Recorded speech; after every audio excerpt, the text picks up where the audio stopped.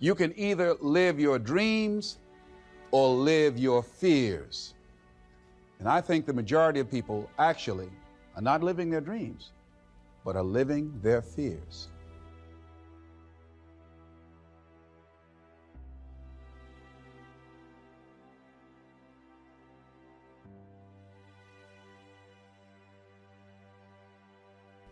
So I want to ask you a question. What are your fears?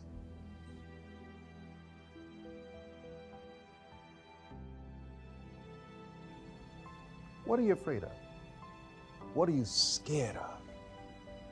Because we all have fears, don't we? We all have something that's blocking us, that's holding us back.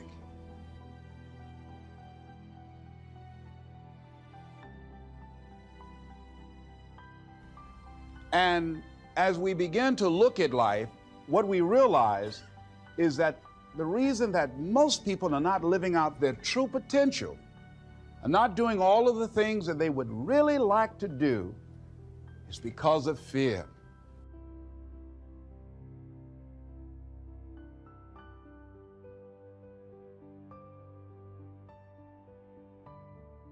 When you face your fears, it's not as bad as you think it is. And when people tell you, I just can't do it, I can't handle it, I mean, really, I can't handle it, what they're envisioning is that they're not going to be here. They're going to clock out like you're going to die.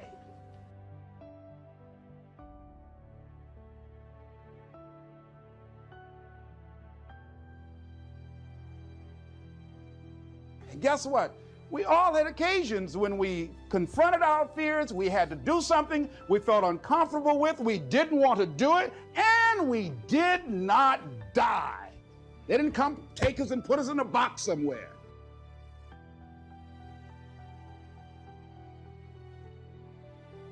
How do we handle that? What's the process? Because it's all up in here.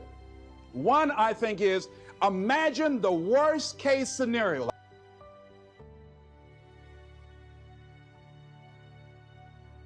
Visualize yourself being more than able and capable of handling it.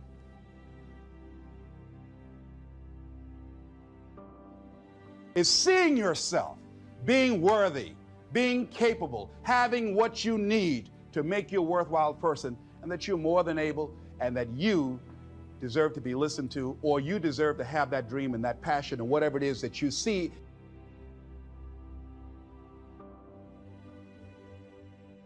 When you begin to understand and acknowledge your fear, and you go forth anyhow, you go forth in a spirit and a knowing that there's a way that you can begin to handle this. There's a way out here somewhere. There's a solution. What it is that you're seeking, that you have the capacity to whatever comes up, to handle it, to face it.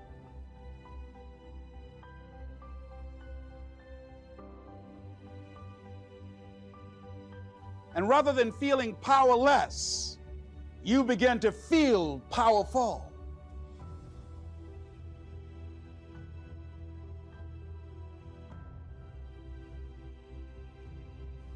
See, when all of the major downsizings that are taking place around this country, there are a lot of people who are biting their fingers in fear that they might lose their jobs. But there are few people who have decided within themselves, I'm going to make it. Some people aren't waiting to be cut. Some people are moving on their own because they feel within themselves, I've got what it takes to make it.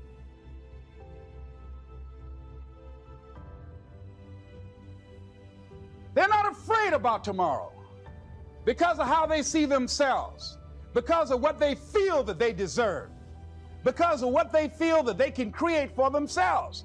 Because these people have decided, as they look at the future, as they look at themselves,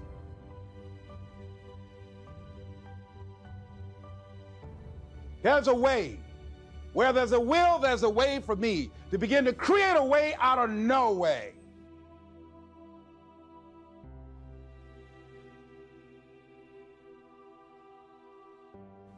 And when you have that kind of consciousness, when you have that kind of spirit, nothing can stop you.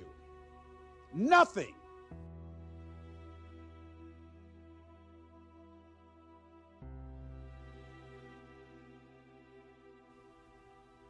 What would your life be like as you look toward the future if you decided, I'm not going to allow my fears to stop me? What would your life be like? What would your future be like if you decided to want that which you desire so strongly that it prepares you past your fears, that you experience the fear, as the one book says, feel the fear and do it anyway?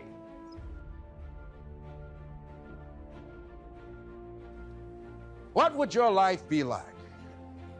And I'm saying to you that all of us who have been entombed by fear have the capacity to resurrect ourselves.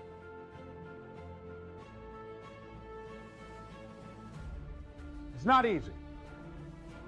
Can I do it? Yes. What's one of the ways to get started? Some of us need somebody to hold our hands. Sometimes we need somebody to help us out. Be willing to say, I don't know. Be willing to reach out. Be willing to get some assistance.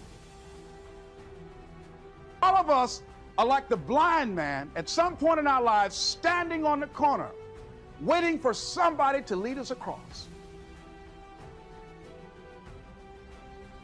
So all of us at some point in our lives need some help, need someone to reach out to us, to throw out the lifeline, to help us go across some treacherous waters that we couldn't navigate by ourselves. Because we grow from the people we have in our lives that can enrich our lives personally, professionally, spiritually, and all the dimensions of our lives. We don't grow in a vacuum.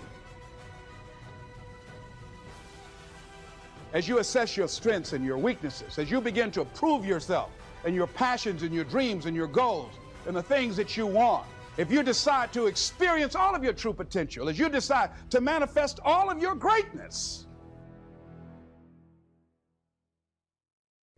you've got to believe in yourself. You've got to believe in your abilities. You've got to believe in your service, your company, your ideas. Unquestionably, you must have faith. It's hard. Yes, it's hard. It's difficult. Yes, right. And it's worth it.